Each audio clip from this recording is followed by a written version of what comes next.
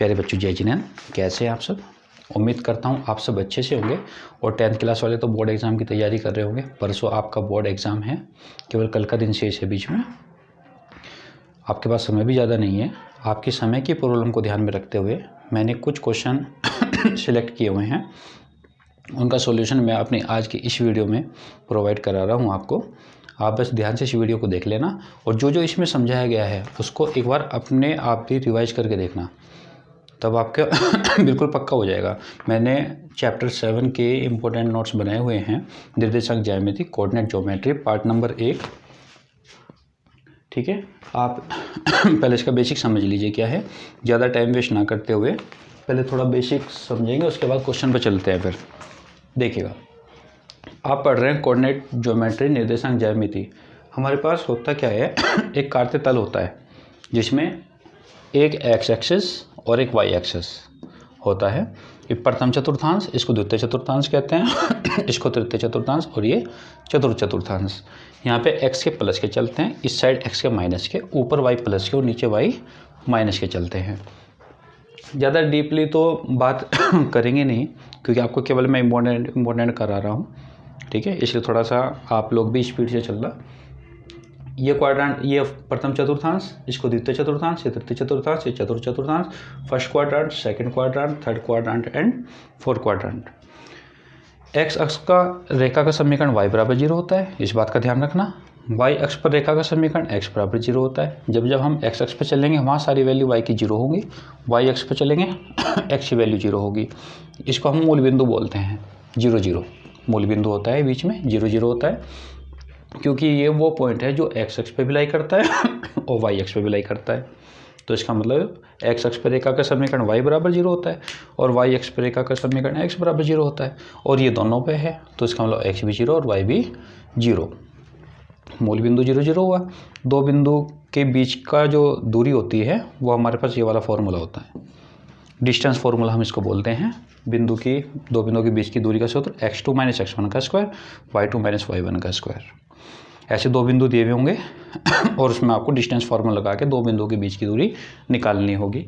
इसमें आप ये वाला फार्मूला भी अप्लाई कर सकते हैं। x2 - x1 की जगह x1 - x2 भी लगा सकते हैं, y1 - y2 भी लगा सकते हैं। हाँ, एक बात ध्यान रखना, अगर x2 - x1 यूज़ किया तो y2 - y1 यूज़ करेंगे, और अगर x1 - x2 करें तो उधर से भी y1 - y2 ही यूज़ करना है, y2 - y1 मत करना।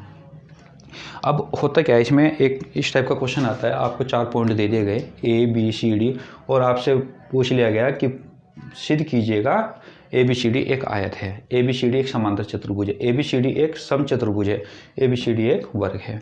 तो उसके लिए आपको इन सब की कंडीशन पता होनी चाहिए, वर्ग की, समांतर चतुर्भुज की, इन चारों की कंडीशन पता होनी चाहिए। पता तो जब भी लगेगा ना आपको कौन सी फिगर किसकी बनी हुई है। देखिए, आयत, रेक्टेंगल, इसमें होता है सम्मुख भुजाएं बराबर होती हैं AB इक्वल CD के, BC इक्वल AD के, BC इक्वल AD के हैं। सम्मुख भुजाएं बराबर होती हैं और विकर्ण AC बराबर होता है विकर्ण BD के, विकर्ण AC बराबर विकर्ण BD के होता है। Opposite side are equal, diagonal are equal. आइए समांतर चतुर्भुज पे, समांतर चतुर्भुज की सम्मुख भुजाएं बराबर होती हैं, BC इक्वल AD के है, लेकिन साफ साफ फिगर से पता चल रहा है साफ साफ कि विकर्ण हमारे पास बराबर नहीं है, तो हमें विकर्ण बराबर नहीं लेकर चलने हैं, ना हमें शो करने हैं। विकर्ण बराबर आएंगे ही नहीं। तो अगर विकर्ण सम्मुख भुजाएं बराबर हैं और विकर्ण बराबर नहीं है तो समांतर चतुर्भुज है। ठीक है, तो समांतर चतुर्भुज को इंग्लिश में बोलते हैं पैरेललोग्राम।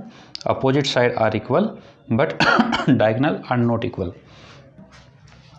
स्क्वायर पाइए वर्ग पे, वर्ग चारों भुजाएं बराबर होती हैं, ये बराबर इसके, बराबर इसके, बराबर इसके, चारों इक्वल होती हैं, और इसके विकर्ण भी बराबर होते हैं। विकर्ण AC बराबर विकर्ण BD के, all side are equal, diagonal are equal.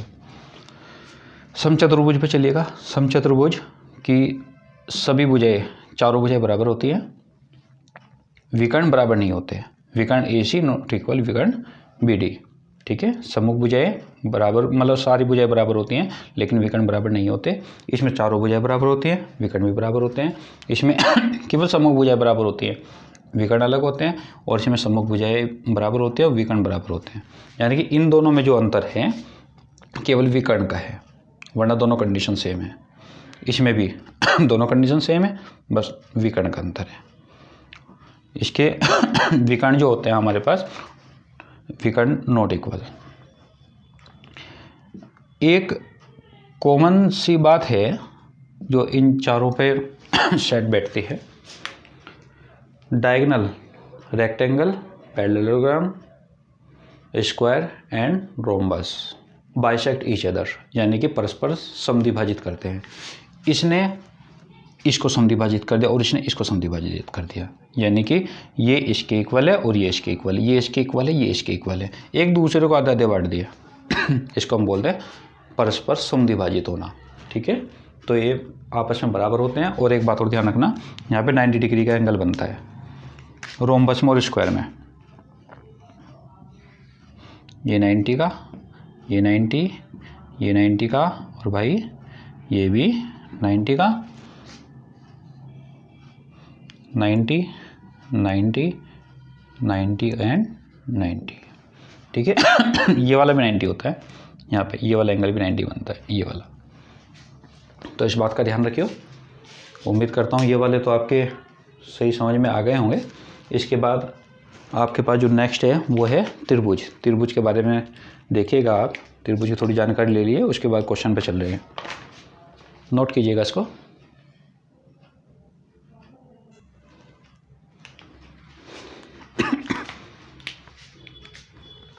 त्रिभुज 3 तरह के पढ़ोगे आप इसमें।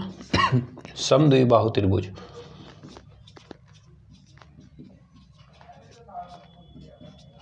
दो नंबर का है समबाहु त्रिभुज,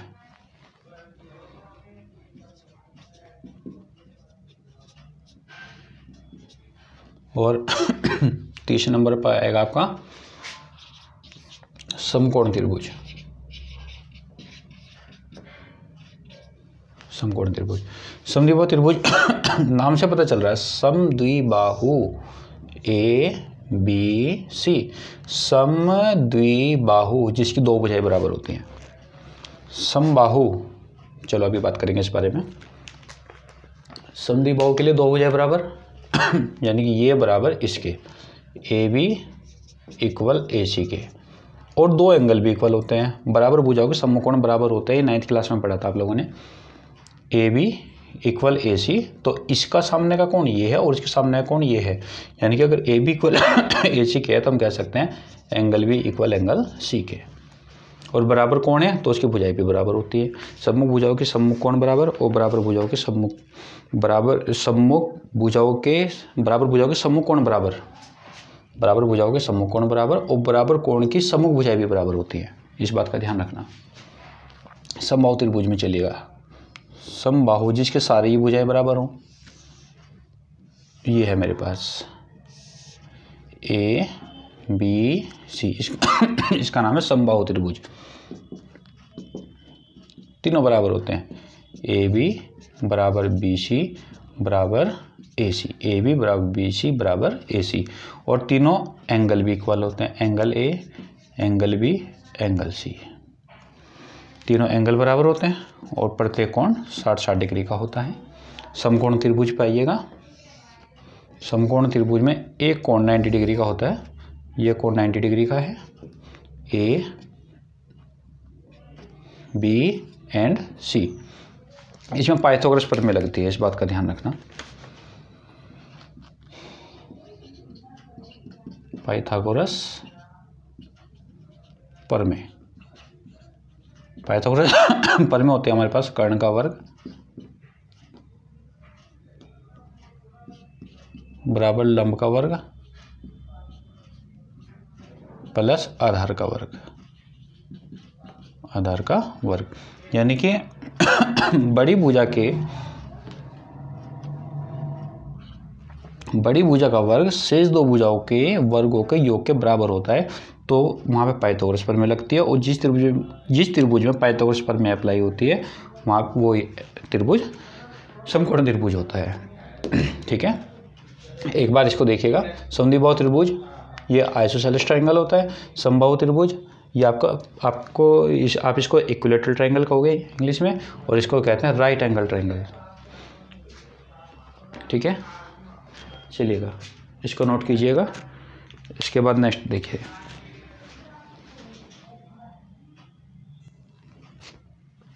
इसके बाद आता है आपका विभाजन सूत्र।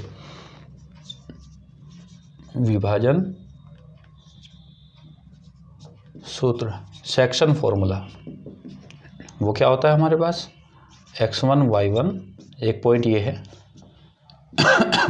x2 y2 ये सेकंड पॉइंट है, और एक पॉइंट C है, कैपिटल X और capital Y।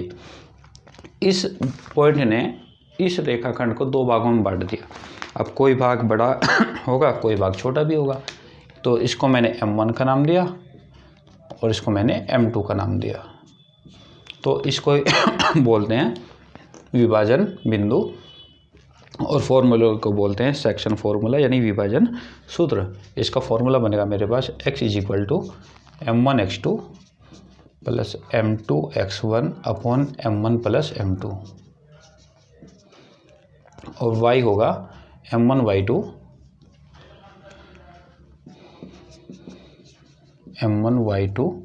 Plus m2 y1 upon m1 plus m2। ये होता है हमारे पास अंत विभाजन की कंडीशन में। अगर उसने बोला क्वेश्चन में अंत विभाजन,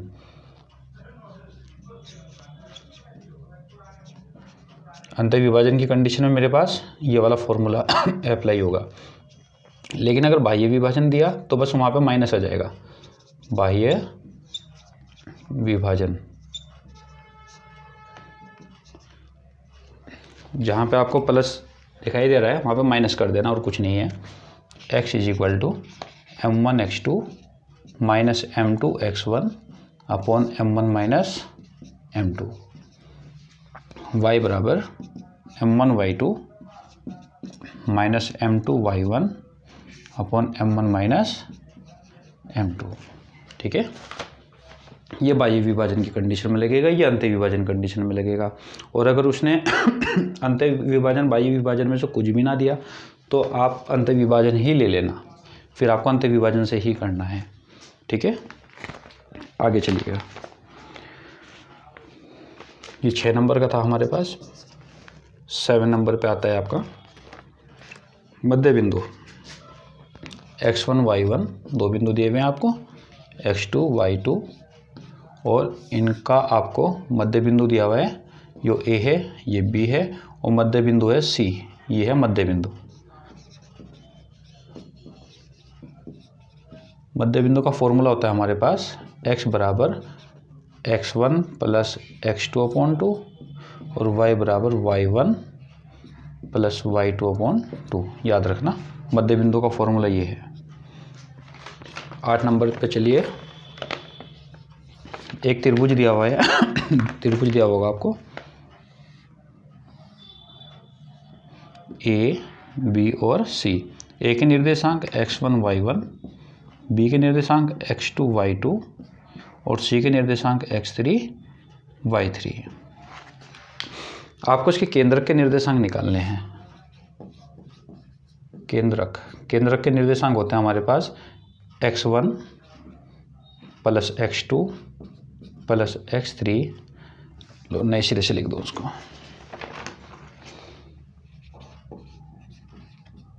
केंद्रक x बराबर x1 plus x2 plus x3 upon 3 और y बराबर y1 plus y2 plus y3 upon 3।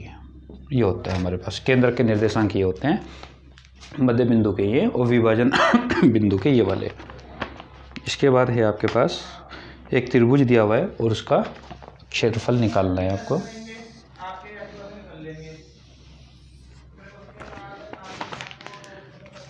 एक त्रिभुज गिवन है,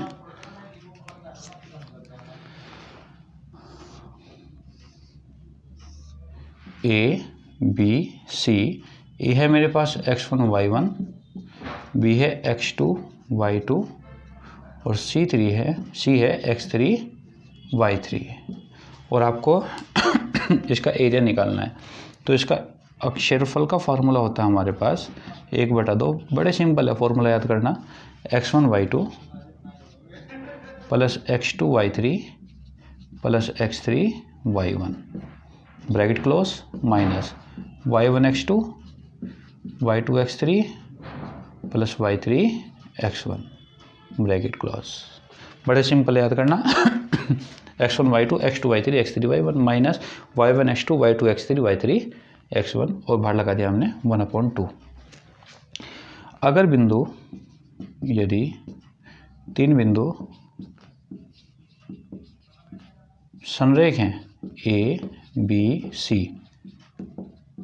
संरेख हैं, संरेख का मतलब क्या होता है, एक रेखा में कोलिनियर पॉइंट बोलते हैं जिसको हम तो त्रिभुज का क्षेत्रफल 0 होगा। क्या होगा? 0। संरेख हैं तो त्रिभुज का क्षेत्रफल 0 होगा, क्योंकि देखो 3 बिंदु है, तीनों बिंदु एक ही रेखा में अगर हुए A B C तो त्रिभुज बनने का ही नहीं और जब त्रिभुज नहीं बनने का तो त्रिभुज का एरिया क्या आएगा? 0 ही तो आएगा, कुछ और थोड़ी ना आएगा। अगर आपके पास 3 बिंदु दे दिए गए और कह दिया कि ये 3 बिंदु हैं, प्रूफ कीजिएगा कि A B C ये तीनों बिंदु संरेख हैं, तो आप क्या काम करोगे? त्रिभुज का एरिया निकाल देना। अगर एरिया 0 आता है तो संरेख है, वरना संरेख नहीं है। ठीक है, इसका जो बेसिक है वो तो हो चुका है, बाकी जब मैं फुल वीडियो बनाऊंगा चैप्टर वाइज इसके बोर्ड एग्जाम के बाद, तब उसके बाद और डीपली इसको समझेंगे। फिलहाल मैं क्वेश्चन पे जा रहा हूँ। ठीक है, क्वेश्चन नंबर 1 देखिएगा, इसको नोट कर लीजिए आप लोग। क्वेश्चन नंबर 1 पे आइएगा। बिंदु -6 और 7 तथा -1 और -5 की मध्य दूरी ज्ञात करें। कि मध्य दूरी ज्ञात करें।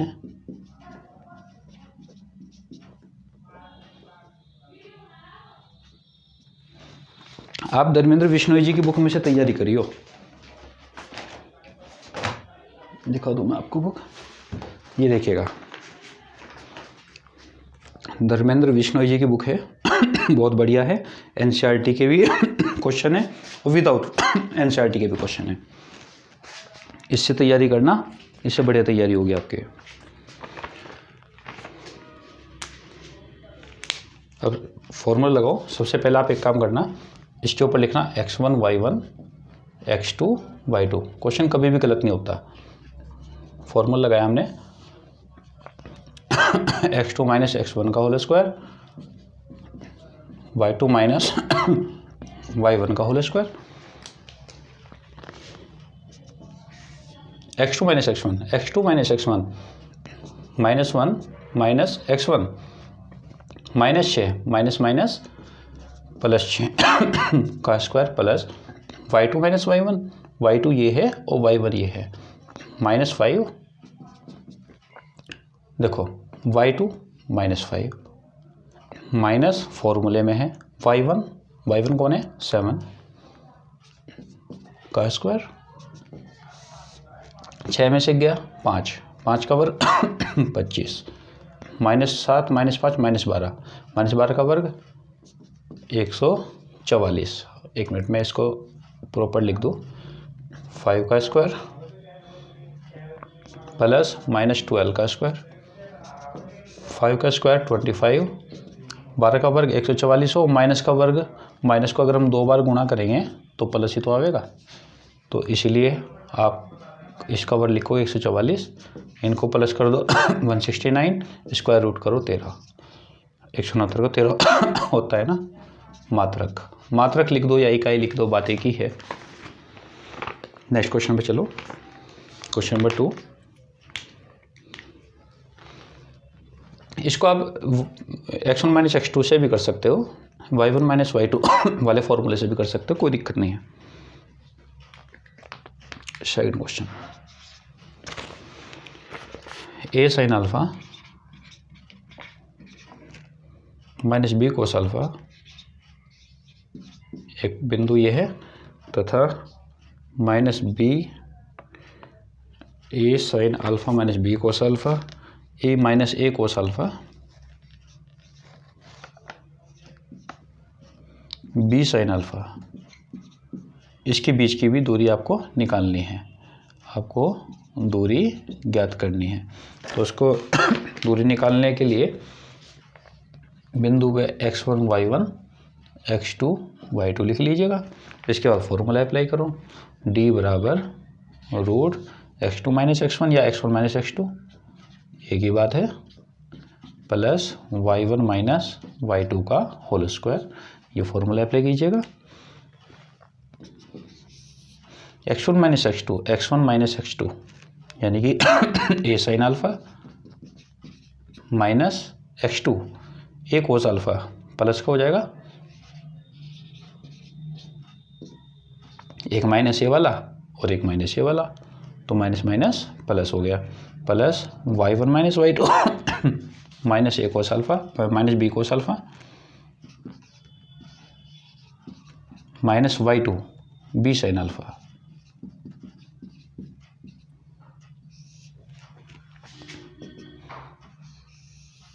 इसमें से ए कॉमन ले लो। जब ए कॉमन लेंगे स्क्वायर में से अगर हम कुछ बाहर निकालें तो स्क्वायर ही निकलेगा बाहर। यहाँ हो गया sign alpha plus cos alpha का होल स्क्वायर। जब हम इसमें से ए कॉमन ले रहे हैं और इस ब्रैकेट के ऊपर स्क्वायर है तो जो कॉमन आवेगा वो उस पावर समेत कॉमन आता है बाहर, इस बात का ध्यान रखियो। इसमें से भी ऐसे कॉमन निकाल लो, इसमें से बी कॉमन आ रहा है, माइनस बी का स्क्वायर करेंगे तो प्लस बी स्क्वायर आएगा। क्या बचेगा आपके पास, cos alpha plus sine alpha का होल स्क्वायर। अब आप एक काम करो,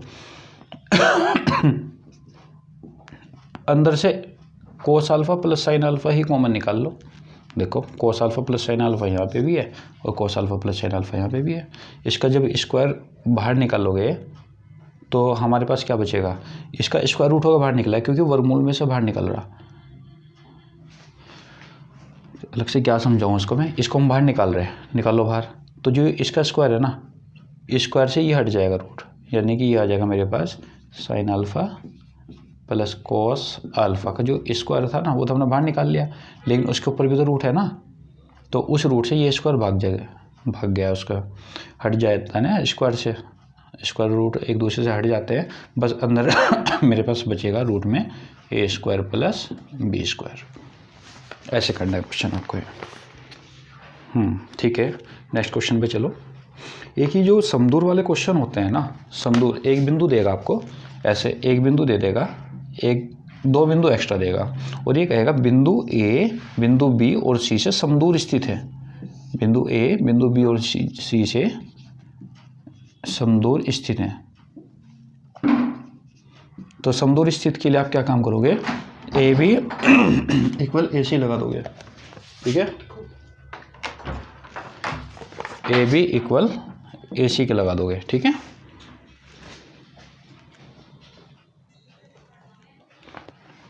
समदूर वाला क्वेश्चन बोर्ड एग्जाम में आता ही आता है। ए बी और सी से समदूर स्थित है तो ए बी इक्वल ए सी। देखिएगा कैसे सॉल्यूशन करना है इसका, इंपॉर्टेंट क्वेश्चन है और सबसे बड़ी बात है सबसे सिंपल है, वो बोर्ड एग्जाम में आता ही आता है।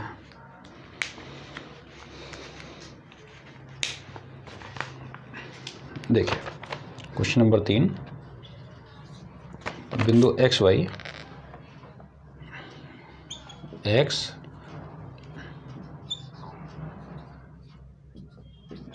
वाई बिंदु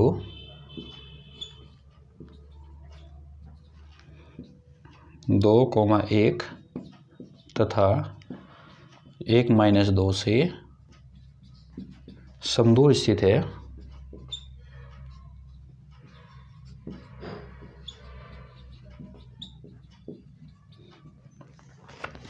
तो सिद्ध करो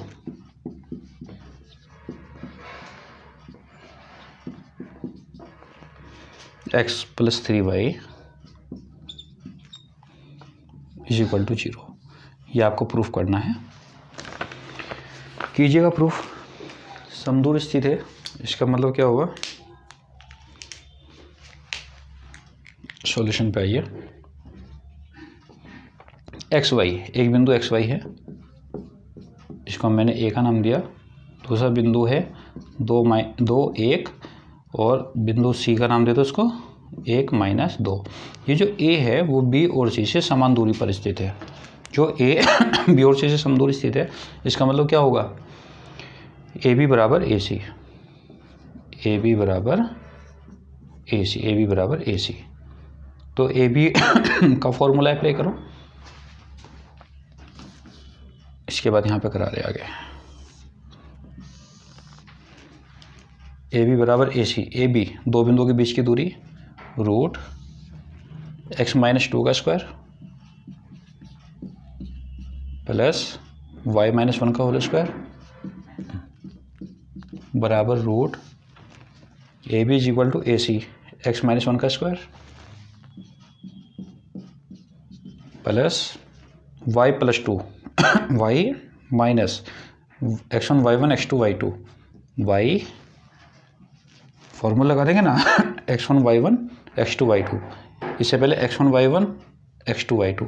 अब हम ए सी निकाल रहे हैं x1 y1 x2 y2, तो x1 - 1 का स्क्वायर y - 2 + 2 का स्क्वायर। दो बिंदुओं के बीच की दूरी डिस्टेंस फॉर्मूला, और क्या है, कुछ भी नहीं। स्क्वायर बोथ साइड करो, square both side, both side या वर्क करने पर भी लिख सकते हो। वर्क करेंगे तो ये और ये दोनों कैंसिल हो जाएंगे, ख़त्म हो जाएंगे। मेरे पास बचा x - 2 का होल स्क्वायर प्लस y - 1 का होल स्क्वायर बराबर x - 1 का होल स्क्वायर प्लस y + 2 का whole square. Whole square open कर दो सभी के, x² प्लस a - b का होल स्क्वायर, a - b का होल स्क्वायर, a - b का होल स्क्वायर, a + b का होल स्क्वायर बन रहे। लगाओ 2 का वर्ग a² + b², 2 का वर्ग 4 -2ab -2 दूनी 4x। देखो इतना आराम से अगर हम चलेंगे तो फिर बोर्ड एग्जाम की तैयारी के लिए क्वेश्चन कैसे करेंगे। इसलिए थोड़ा सा देखो आपको भी कैलकुलेशन अच्छी रखनी पड़ेगी। a² y² b² 1 का स्क्वायर 1 का स्क्वायर 1 होता है -2ab -2y बराबर x² + 1 -2x, a - b का होल स्क्वायर ओपन करा, यहाँ a + b का होल स्क्वायर ओपन करो, y² + 2 का वर्ग 4 + 2ab 2 दूनी 4y x² y² x² से x² कैंसिल हुआ, y² से y² कैंसिल हुआ, 4 से 4 कैंसिल है, 1 से 1 कैंसिल हो गया। x के एक साइड बाकी y के एक साइड कर लो। हमारे पास x y दोनों एक साइड बुला लो सबको, -4x -2y, 2x को इधर बुलाओ -2x है, इधर आके +2x हो गया, 4y इधर आके -4y हो जाएगा, और इधर कुछ नहीं बचा, जो बच रहे तो उसको हमने इधर ट्रांसफ़र कर दिया, इधर 0 बच गया। 2 में से 4 गए -2x -4 -2 -6y बराबर 0। माइनस से कट कर दो पूरे को, या -1 से गुणा कर दो, कहने का मतलब ये है, या -2 कॉमन ही ले लो, -2 कॉमन लिया, x + 3y बराबर 0, -2 अपॉन में लेके जाओ, x + 3y = 0। ऐसे करना है। देखिएगा समदूर वाला क्वेश्चन बोर्ड एग्जाम में आता ही आता है हमेशा, बहुत इंपॉर्टेंट है। समदूर वाले सारे क्वेश्चन कर लेना, जो भी बुक आप लोग पढ़ रहे हैं उस बुक में देख लेना समदूर वाले क्वेश्चन कौन से हैं क्योंकि मैंने जितने भी क्वेश्चन लिए हुए ना, ये मैंने R.D. शर्मा में से लिए हुए हैं। R.D. शर्मा जानते हो ना, ये R.D. Sharma, R.D. Sharma 10th class की बुक है, इसमें से लिए हुए मैंने क्वेश्चन। ये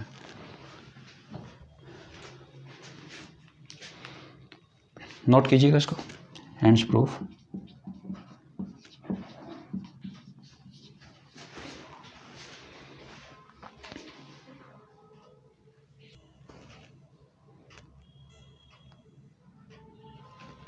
आइए नेक्स्ट क्वेश्चन करते हैं। क्वेश्चन नंबर 4, एक्स अक्ष पर वह बिंदु ज्ञात करें जो 5 9 -4 और 6 से समदूर स्थित है। ठीक है, सॉल्यूशन देखो।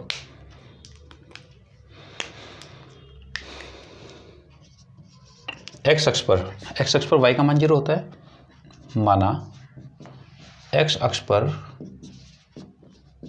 बिंदु, एक्स अक्ष पर वाई का मान तो 0 होता है, लेकिन एक्स अक्ष पे कितना है वो हमें नहीं पता, उसको मैंने एक्स ही रहने दिया। ठीक है, एक्स अक्ष पे है ना, एक्स अक्ष पे वाई का मान 0 है और एक्स अक्ष पर जो बिंदु है वो एक्स की वैल्यू निकल जाएगी, जिसको मैंने ए मान लिया।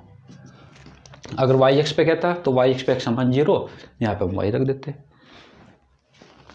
बिंदु बी, इसे बी का नाम दे दो और इसको सी का नाम दे दो। अब ए, बी और सी से समदूर स्थित है, यानी कि ये वाला बिंदु इन दो से समान दूरी पर स्थित है। इसका मतलब क्या हुआ, ए बी बराबर ए सी। ए बी का डिस्टेंस निकाल लो, इन दो का डिस्टेंस रूट ए एक्स कोमा 0, बी क्या था 5 9 और सी -4 6। ए बी एक्स -5 का square, x1 y1 x2 y2, x1 -x2 का वर्ग, x -5 का स्क्वायर प्लस 0 -9 का स्क्वायर बराबर ए सी रूट x -4 + 4 का स्क्वायर प्लस 0 -6 का स्क्वायर। कैलकुलेशन करो x का मान निकालो, वही हमारा आंसर। पहले स्क्वायर बोथ साइड करो,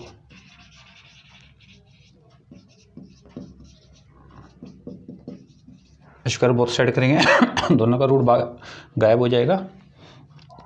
x -5 का स्क्वायर प्लस -9 का स्क्वायर 81 हुआ, x + 4 का स्क्वायर प्लस 6 का वर्ग 36 हुआ। अब होल स्क्वायर ओपन करो, x² प्लस 5 का वर्ग 25 -2 है भी 2 बजे 10x प्लस 81 बराबर होल स्क्वायर ओपन कीजिएगा, x + 4 का होल स्क्वायर a + b का whole square a² x² b² 4 का वर्ग 16 प्लस 2ab 2 चौक 8x प्लस 36। x² कैंसिल हो गया, बाकी x एक तरफ और बिना x एक तरफ। इसको इधर लेके आओ -10x, इसको इधर लेके आओ -8x = इन दोनों को ऐड कर दो 52 हो जाएगा, 36 + 16 और इन दोनों को ऐड करो, उधर माइनस कर दो ले जा करके, माइनस के इन दोनों को ऐड कर लो, ये हो जाएगा आपके पास। ठीक है, अब इसके बाद इनको माइनस कर दो, -18x बराबर, इनको माइनस करो